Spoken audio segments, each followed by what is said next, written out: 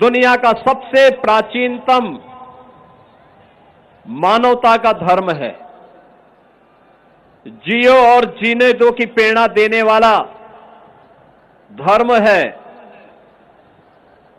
सबके कल्याण का मार्ग प्रशस्त करने वाला धर्म है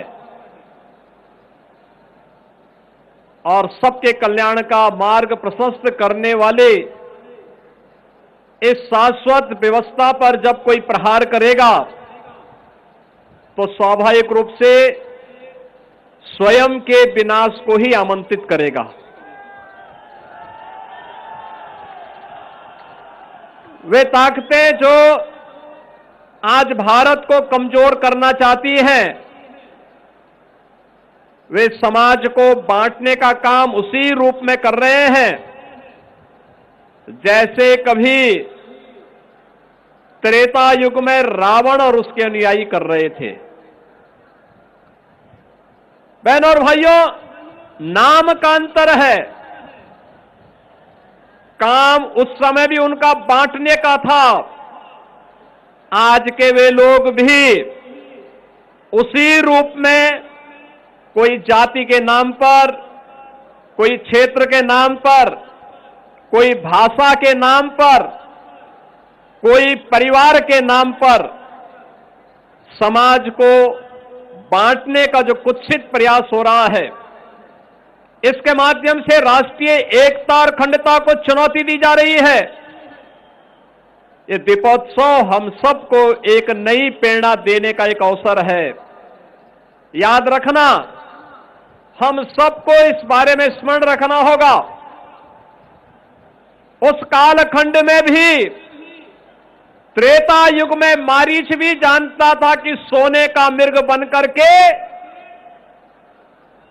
मेरी क्या दुर्गति होने वाली है। उस समय इंद्रजीत और कुंभकर्ण भी जानता था कि श्री राम से दुश्मनी की क्या कीमत चुकानी पड़ेगी, और स्वयं रावण भी जानता था कि राम स्वयं जगत नियंता, स्वयं श्री हरि विष्णु के ही अवतार हैं। राम से दुश्मनी जगत जननी मां भगवती जानकी का अपहरण की कीमत उसे किस रूप में चुकानी पड़ेगी। लेकिन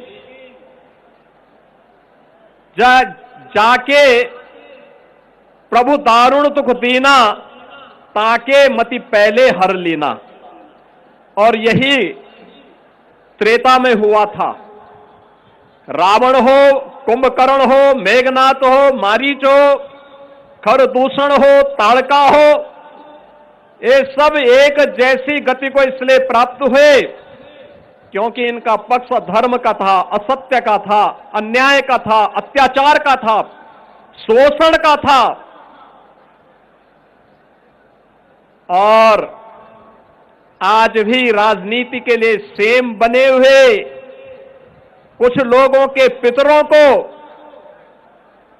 राजनीति के नाम पर चाचा और काकाओं की इस जमात को भी मालूम है कि देश और समाज के लिए उनके जो कृत्य हैं वह कहीं भी किसी के लिए, न वर्तमान पीढ़ी के लिए न भविष्य की पीढ़ी के लिए ही उचित होंगे, अच्छे होंगे, लेकिन उनकी दुर्गति होनी है।